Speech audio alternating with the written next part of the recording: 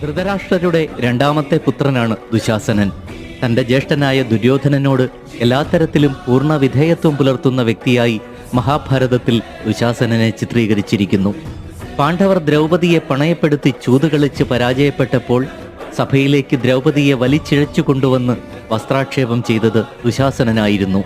അന്ന് സഭയിൽ വെച്ച് അഴിഞ്ഞുപോയ മുടി ഇനി കെട്ടിവെക്കണമെങ്കിൽ ദുശാസനന്റെ രക്തം തൻ്റെ മുടിയിൽ പുരട്ടിക്കൊണ്ട് മാത്രം എന്ന് ദ്രൗപദി ഉഗ്രപ്രതിജ്ഞ ചെയ്തു. അഴിഞ്ഞ മുടിയുമായി ദ്രൗപദി ജീവിച്ചു. ഒടുവിൽ യുദ്ധഭൂമിയിൽ വെച്ച് ഭീമസേനൻ ദുശാസനനെ വധിച്ചു. മാറുപിളർന്ന് രക്തം കുടിച്ചു. തൻ്റെ ഭാര്യയെ വസ്ത്രാക്ഷേപം ചെയ്ത ദുശാസനനോട് അത്രയ്ക്കും പകയായിരുന്നു ഭീമസേനന്.